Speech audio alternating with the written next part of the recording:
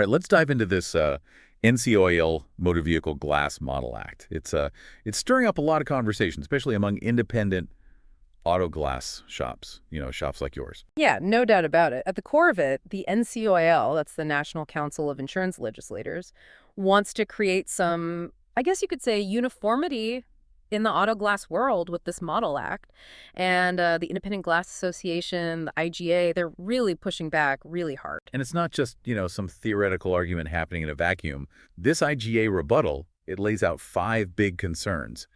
Any one of these could seriously affect how you run your shop if your state decides to go with this Model Act. Okay, so the first one, and this is a major point they're making, is what they're calling insurer overreach. They're essentially saying that this Model Act would give insurance companies way too much control over pricing. Imagine, having to just accept whatever reimbursement rate they decide on. Doesn't matter your actual costs or, the quality of the work you do. Yeah, I see where they're coming from. And that kind of leads right into their next concern, unfair pricing practices. The IGA is saying this pricing structure that's in the Model Act could actually force some shops to, operate at a loss, like put their whole business at risk. Exactly. Think about it. If you're constantly getting squeezed on price, how do you invest in the things that matter? Training your staff, keeping your equipment up to par, or even offering competitive wages to attract good technicians, skilled people. It's like a race to the bottom. And ultimately, who suffers? Quality and safety, that's what could get compromised. It's not just the financial hit either. The IGA is also concerned about what they call limited consumer choice and steering concerns. Basically, they're saying this Model Act makes it way too easy for insurers to, I guess you could say, funnel customers towards shops they prefer, even if that's not where the customer wants to go. Yeah, they're really worried that independent shops will get sidelined if the focus is all about these insurer networks. Less choice for consumers, maybe even monopolies popping up in certain areas. It's a valid concern. Okay, their fourth point is something that I bet you've always taken pride in, and that's safety and quality concerns. The IGA is questioning whether this push for cost-cutting by insurers could lead to, I don't know, maybe corners being cut on repairs, and that could put drivers at risk. Right. If the bottom line is all that matters, you start to see cheaper materials being used, repairs getting rushed. It's a scary thought, especially when you're dealing with something as important as a vehicle's windshield. Safety has to come first. Absolutely. And then their final point brings up this whole idea of violation of free market principles. They're arguing that this Model Act is giving a huge advantage to the big insurance companies, making it almost impossible for independent shops to compete fairly. Yeah, it goes against the whole idea of a level playing field. They feel like this act would stifle competition, like it undermines the very principles of a free market, where businesses should succeed based on their own merit, not because they're getting special treatment from insurers. It could lead to fewer options for everyone involved, both the shops and the customers. So we've got the IGA raising all these red flags about the Model Act. But let's dig a little deeper, get into the specifics. What exactly is it about this Model Act that has them so fired up? Well, there's this section on post-loss benefit assignment that's really catching their attention. Essentially, it gives the customer, not the shop, the main power in handling the insurance claim. Now, on the surface, that might sound like a good thing, more transparency, more control for the customer. Yeah. But But there's always a but, isn't there? What's the potential downside for independent shops? think about it this way. You're a shop owner, and you're known for going the extra mile for your customers, right? You help them navigate all that insurance stuff, take some of the stress off their shoulders. This Model Act kind of throws a wrench in that. So instead of simplifying things, it could actually make the whole process more complicated, at least for independent shops. Exactly. And you know what? Customers might start leaning towards shops that can handle everything, all that insurance stuff without any hiccups, even if it means sacrificing that personal touch or that top-notch quality they might get elsewhere. So it's not just about the rules themselves, it's about how those rules could change the whole dynamic between the shops and the customers. Yeah. Maybe even give an advantage to the shops that are already aligned with the insurance companies. You hit the nail on the head. And there's more. The IGA is also taking issue with the prohibited acts section. It's basically a whole list of things that shops are not allowed to do. Okay, this is where it gets interesting. Break it down for us. What kind of prohibited acts are we talking about here? Well, for starters, shops wouldn't be able to offer any kind of incentives to customers. Think rebates, gifts, even waiving deductibles, all of that off the table. Wow, so no more refer a friend, get a free oil change Mhm. type of deals. That could be a huge blow to shops that rely on word of mouth or building customer loyalty, through those little perks. Exactly. And get this, there are even rules about how shops talk to customers about their insurance coverage. They can't tell a customer that a repair will be fully covered unless they've gotten the okay directly from the insurance company. So shops can't just say, hey, we'll handle everything with your insurance, don't worry about it. That sounds like a recipe for extra work for the shops and maybe even some misunderstandings with the customers, right? The IGA is arguing that all these restrictions just make it harder for independent shops to compete. The bigger shops, the ones already in the insurance company's pockets, they've got the resources to deal with all this. But the smaller shops, they might struggle to keep up. So we're seeing a pattern here. A lot of these rules, even though they're up to regulate the industry, they could actually create an uneven playing field, right? Absolutely. And it's not just about fairness either. The IGA is worried that this shift in power could have some pretty negative consequences for the whole industry. Less innovation, lower quality of service. It's not a good look. Okay, so we've got a good understanding of the IGA's concerns. But they're not just complaining about the Model Act, right? They've actually got some ideas about how to fix these problems. Oh, yeah. They're not just sitting back and taking it. They're calling for some specific changes to the Model Act, changes they think would protect independent shops and, honestly, benefit the whole industry. They're definitely not just sitting back and complaining. They've got a plan, a call to action. They're urging legislators to think about some pretty key changes before they jump on board with this Model Act. Introducing AirPro Diagnostics' revolutionary calibration technology, Augie. AirPro Diagnostics' latest innovation is a game changer in forward-facing camera ADAS calibrations. Augie is a wireless compact device that allows you to calibrate vehicles anywhere. AirPro has created a theater-like environment to digitize and miniaturize static ADAS targets and present them to the forward-facing camera exactly as required by vehicle manufacturers. Find out how required calibrations can be simplified. Order your Augie today.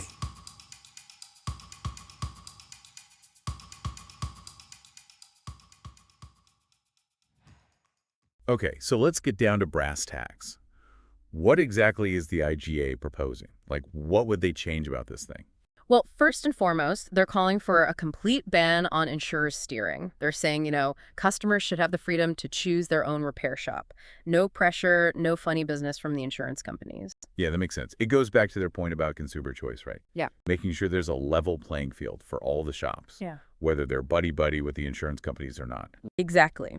And their second request is all about pricing. They want to see some fair, transparent pricing models. Models that take into account the actual cost of repairs and don't put independent shops at a disadvantage, financially. So they're probably looking for a system where reimbursement rates are based on, I don't know, some kind of regional data or a standardized cost calculation, right? Instead of just letting the insurance companies dictate everything. That's the gist of it. They're pushing for a system that lets shops cover their costs and actually stay in business without having to cut corners on quality or safety just to meet these super low reimbursement rates. No, I remember they were pretty passionate about the potential impact on safety and service quality. What are they suggesting in that department? They're basically saying, hey, let's put consumer safety and service quality front and center in any legislation. They want to see some language in there that prioritizes the well-being of the drivers and the quality of the repairs over, saving a few bucks. Yeah. So they're not just worried about their own bottom line.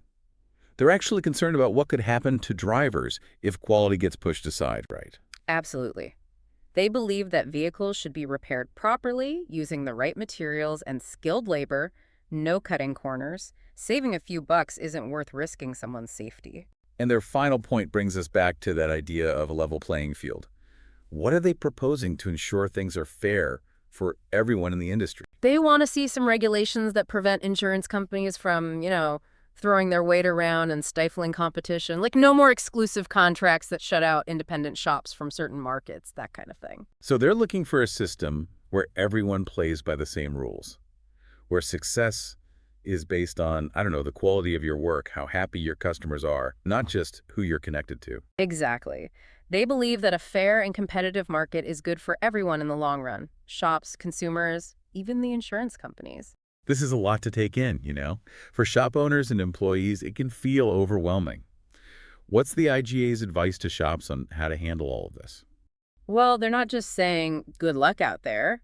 They want shops to roll up their sleeves and get involved, shape the legislative process. So it's time for shop owners and employees to put on their advocate hats and start making some noise. You got it. They want shops to reach out to their state legislators, tell them about their concerns with this Model Act, and push for the changes we've been talking about. So we're talking picking up the phone, sending emails, maybe even sitting down with their local representatives and explaining how this Model Act could really mess things up for their businesses and the people they serve. That's the idea. They believe that personal stories, real people talking about real impacts, that's what gets through to lawmakers. It puts a face on the issue, shows them there are real consequences to these decisions. So they're saying, don't underestimate your power. You have a voice. Use it. That's the message. They're also encouraging shops to team up, amplify their voices through collective action. So joining forces, supporting industry associations, presenting a united front, strengthen numbers. Exactly. They believe that a coordinated effort, everyone pulling in the same direction, that's what will get the attention of the people in power. Now, I know the IGA is all fired up about this, but I'm sure some shop owners are probably thinking, okay, but what's in it for me? Why should I get mixed up in all this political stuff? It's a fair question.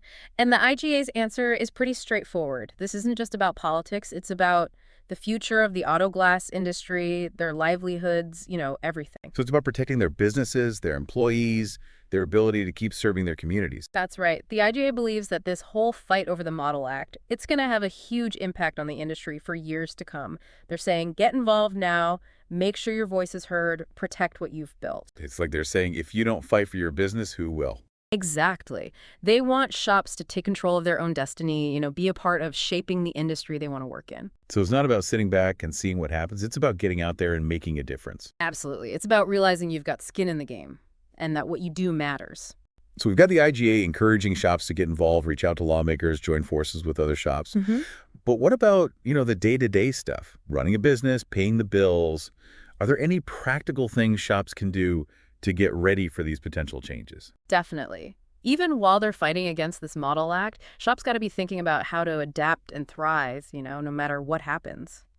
The IGA's advice: focus on what you do best. Give amazing service. Build those strong relationships with your customers.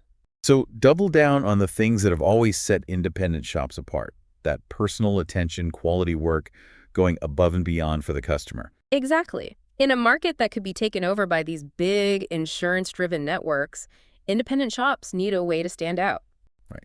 And that starts with building a reputation for excellence, being trustworthy. So it's about showing customers you're not just another shop.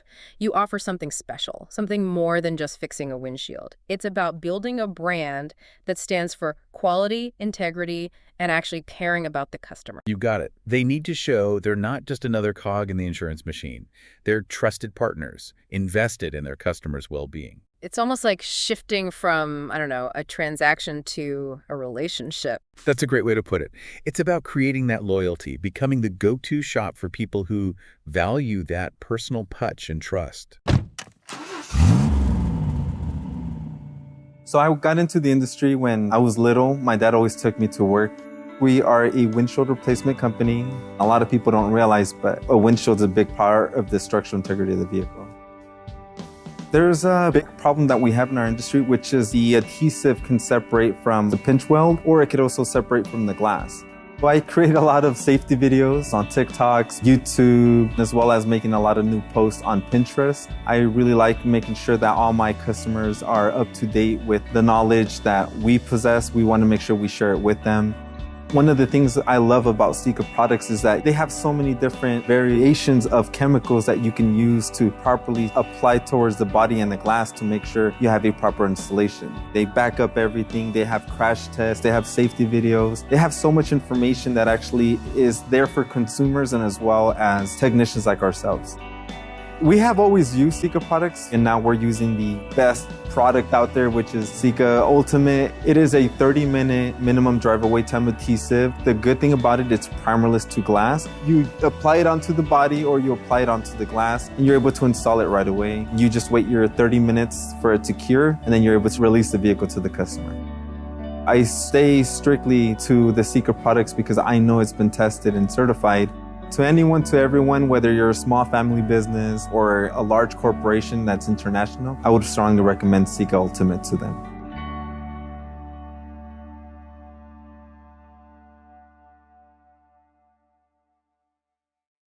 Now, besides that customer focus, are there any other practical steps shops can take to get ready for whatever's coming? For sure. The IGA also says shops need to get their financial houses in order. So look at their pricing, analyze their costs, make sure they're running a tight ship. Exactly. They need to be ready for that potential squeeze on reimbursement rates, have a plan to stay profitable without sacrificing quality. So maybe tightening up operations, finding ways to save money, maybe even offering some new services to attract new customers. Exactly. They got to be proactive, think strategically about how to handle a tougher business environment. It sounds like the IGA is telling shops to do it all, Fight for their interests while also strengthening their businesses from the inside out. That's the name of the game. Be a warrior and a builder. Fight for a fair system while building a business that can handle anything. That's a great message. And it gets to the heart of what this deep dive is all about. We're trying to give auto glass shops the information and tools they need to navigate this crazy, potentially game-changing situation. We've talked about the threats, the potential consequences, the steps shops can take to protect themselves, but there's one more piece of the puzzle we need to look at. We spent a lot of time talking about this Model Act, the IGA's worries, their ideas for fixing it, and even some tips for shops to get ready. But I'm curious, what's the bigger picture here for the IGA? What's the end goal? Well, they're really fighting to keep the auto glass industry diverse and competitive, a place where independent shops can hold their own, even with the big players. They see this Model Act as a potential turning point, and they're not going to just sit back and let insurance companies call all the shots. It's not just about protecting their own businesses, though, Yeah. right? They want a system that benefits everyone, the customers, too. Exactly. They believe that having a mix of shops, independent and insurer-affiliated, gives customers more options, fairer prices, and better service overall. They're worried that if a few big players take over the market, the customers will end up losing out. So it's about fighting for a system that encourages competition, innovation, and gives consumers a real choice. But how do shops actually make that happen? How do they turn those big ideas into something real? The IGA says staying informed and involved is key. They want shops to keep an eye on what's happening with legislation, track the progress of this Model Act in their own states, and be ready to speak up, make their voices heard at every step. So it's not just reacting when something happens. It's about being proactive and anticipating those potential challenges. That's right.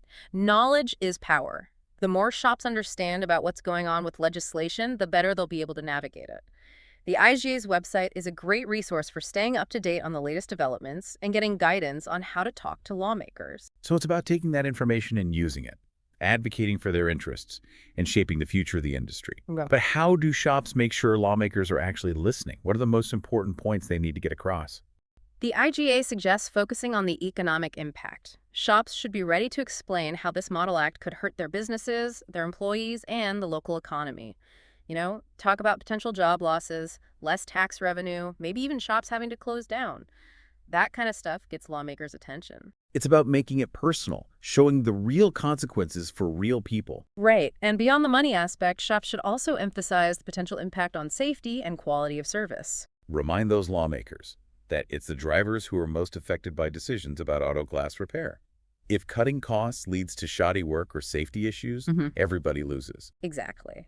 The IGA encourages shops to share stories, examples of how focusing on quality and safety has helped their customers. Those stories can make a big difference in how lawmakers see the issue. It's about changing the conversation. It's not just about business, it's about the well-being of drivers and making sure repairs are done right. But besides talking to lawmakers, what else can shops do to make a difference? The IGA says shops should talk to their customers, explain what this Model Act could mean for them, and get them involved too.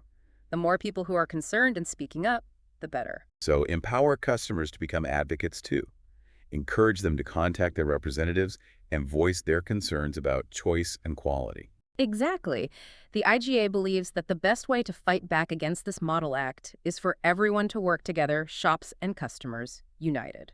This deep dive has been really eye-opening. We've unpacked the NCOIL Model Act, explored the IGA's concerns and ideas, and given auto glass shops some tools and knowledge to take action. The big takeaway here is that the future of the auto glass industry isn't set in stone. It's being decided right now, and the decisions made by shops, consumers, and lawmakers will determine what that future looks like. So it's a call to action for everyone to get involved, stand up for what they believe in, and fight for a system that's fair, values quality, and gives people real choices. The IGA believes that if shops work together, stay informed, and use their voices strategically, they can not only get through this, but come out the other side stronger than ever before. This is a story we'll be following closely, and we'll keep you updated on any new developments.